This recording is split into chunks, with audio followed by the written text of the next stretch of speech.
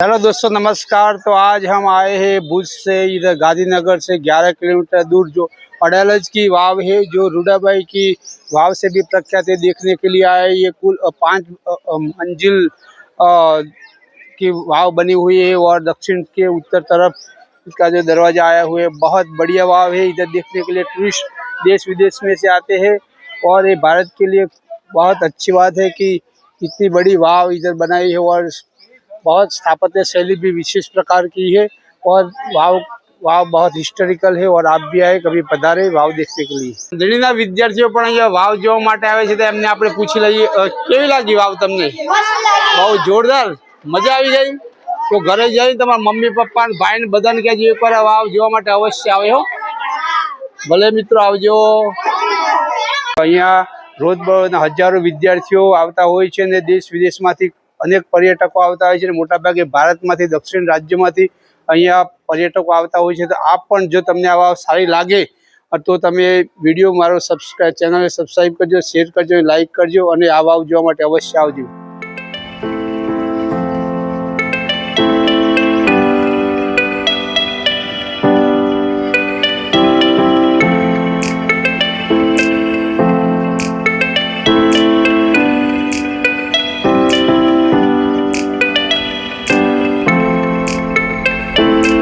કેરલાથી 2 person અહીંયા આપણે અડાલજની વાવ જોવા માટે આવે છે, તો તેમનો આપણે અભિપ્રાય જાણીએ। Opinion for Adalaj Vav.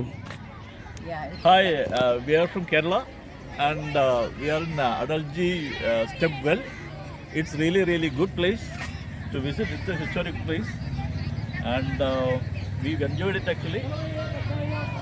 It's really nice to see this place. Thank you. Thank you very much.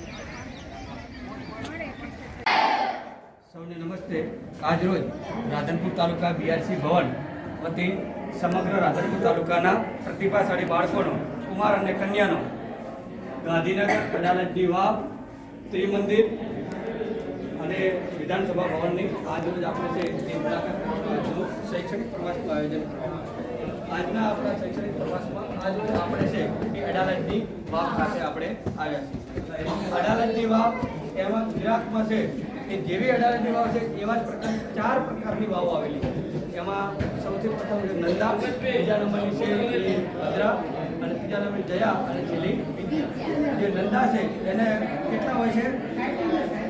1 દરવાજો। જ્યારે નંદા પછી ભદ્રા એના કેટલા દરવાજા હોય છે? 2 દરવાજા। જયાના 3 અને વિદ્યાના 4। આ અડાલજની જે વાવ છે આપણે જે જોઈ રહ્યા છીએ એ અડાલજની વાવ એ પાટણના જે રાજા હતા વિરસણ વાઘેલા જ્યારે આ અડાલજની વાવ એ બંધાવતા હોય અને એવા સમય એમનું છે એ યુદ્ધના મેદાનની અંદર લડતા અવસાન થાય છે અને એવા સમય એમના જે અર્ધાંગની જે રાણી હોય છે પત્ની, એમનું નામ છે રાણી રૂડાબાઈ। એ રાણી રૂડાબાઈએ છે એ આ વાવનું જે અધૂરું કામ હતું એ અધૂરું કામ પૂર્ણ કરાવ્યું। એટલે આપણે સૌ ઇતિહાસની અંદર એવું ભણીએ છીએ કે આપણી જે અડાલજની વાવ છે એ કોણે બંધાવી? તો રાણી રૂડાબાઈ। બાળકો આપણે સૌ જાણીએ છીએ કે સમગ્ર ગુજરાતની અંદર એક જ પાટણ નથી, એ સિવાયના બીજા પણ પાટણ હતા કે જેવી રીતે આપણું જે મૂળ પાટણ છે એનું નામ હતું અણહિલવાડ પાટણ। ત્યારબાદ જે સોમનાથ છે એનું નામ શું હતું? પ્રભાસ પાટણ। અને જ્યારે અહીં આપણે જે ઉપસ્થિત છે એનું નામ હતું ગઢ પાટણ, જે આજે અડાલજના નામથી ઓળખાય છે। આજે રાણી રૂડાબાઈએ છે એ અડાલજની વાવ બંધાવેલી, એનું તમે અહીં જોઈ શકો કે ખાલી ફક્ત બાંધકામ કરવા ખાતર નથી કર્યું, સાથે સાથે સ્થાપત્યનો બેનમૂળ નમૂનો છે। આજે નકશીકામ કરેલું છે, કોતરણી કામ, એને શું કહેવાય? સ્થાપત્ય કલા। એટલે જે પહેલાના જમાનાની અંદર જે દુષ્કાળની આવી જે પરિસ્થિતિ થતી, તો દુષ્કાળના સમયે પણ લોકોને સરળતાથી છે એ પાણી મળી રહે। જેમ અત્યારે જે છે એ સરકાર છે એ ભૂગર્ભ ગટર યોજના એવી રીતે ભૂગર્ભની અંદર જે સિંચાઈના કૂવા બનાવવાનું કામ કરે, એવું પહેલાના જમાનામાં રાજા મહારાજા જે આવા દુષ્કાળની પરિસ્થિતિ હોય કે એ સિવાયના ઉનાળાના સમયની અંદર પણ વરસાદનું પાણીનો સંગ્રહ જે થયેલો હોય એ સમયની પ્રજાને મળી રહે એ માટે તેને આવી વાવનું બાંધકામ કરાવતા। બીજી વાત કે જે વાવ અને કૂવો એ બંનેમાં ફરક છે। કૂવો તો ખાલી સામાન્ય શું હોય છે કે ગોળ આકારે ખોદકામ કરેલું હોય એની અંદર આપણે ગોળ નાખી અને એની અંદરથી આપણે પાણી ભરી શકીએ। જ્યારે વાવ છે તો વાવ એ પગથિયા ટાઈપની હોય, એમાં પગથિયાથી આપણે ઉતરી અને આપણે જોઈએ છીએ કે નીચે છે કૂવો આવે એને બધું પાણી ભરી લેવું।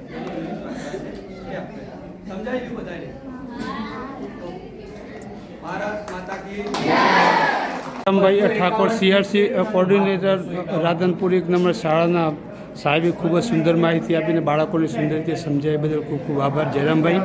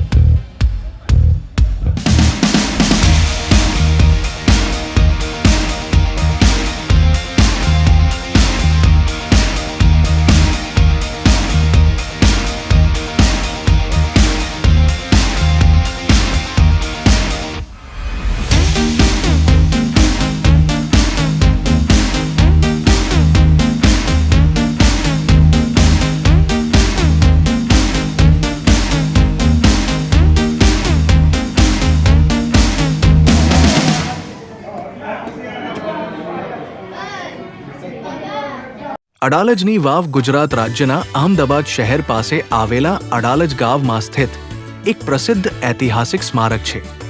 આ વાવનું નિર્માણ 1499માં રાણી રુદાબાઈએ કર્યું હતું.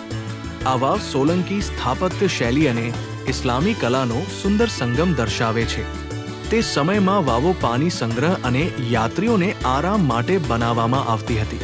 અડાલજની વાવ લગભગ 5 મંજિલ ઊંડી છે અને જમીનની નીચે સુધી ઉતરતા સુંદર થાંભલા, ગલિયારા અને મંડપ જોવા મળે છે.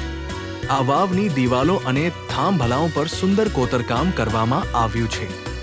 આ કોતરકામમાં ફૂલ, વેલ, હાથી, પક્ષી અને ધાર્મિક આકૃતિઓ દર્શાવવામાં આવી છે, જે આ વાવની કલા અને ઇતિહાસને વધારે ખાસ બનાવે છે. અડાલજની વાવ સાથે એક રોચક ઇતિહાસ પણ જોડાયેલો છે. કહેવાય છે કે અડાલજના રાજા વીરસિંહ એ આ વાવ બનાવવાની શરૂઆત કરી હતી, પણ યુદ્ધ દરમિયાન તેઓ શહીદ થયા. ત્યારબાદ રાણી રુદાબાઈ એ આ વાવનું નિર્માણ પૂર્ણ કર્યું. આ કારણે આ વાવને રાણી રુદાબાઈની વાવ તરીકે પણ ઓળખવામાં આવે છે. જૂના સમયમાં આ વાવ ગામના લોકો માટે પાણીનો મુખ્ય સ્ત્રોત હતો. સાથે સાથે યાત્રીઓ અહીં આરામ કરતા અને ગરમીથી રાહત માટે વાવમાં ઉતરતા. જમીનની નીચે હોવાથી અહીંનું વાતાવરણ ઠંડુ અને શાંતિપૂર્ણ રહેતું હતું. આજના સમયમાં અડાલજની વાવ ગુજરાતના પ્રસિદ્ધ પર્યટન સ્થળોમાંથી એક છે. દેશ વિદેશથી પર્યટકો અહીં આવે છે અને આ વાવની સુંદર શિલ્પકલા અને ઇતિહાસને જોઈને પ્રભાવિત થાય છે. આ વાવ ગુજરાતની સમૃદ્ધ સંસ્કૃતિ, સ્થાપત્ય કલા અને ઇતિહાસનું એક સુંદર ઉદાહરણ છે.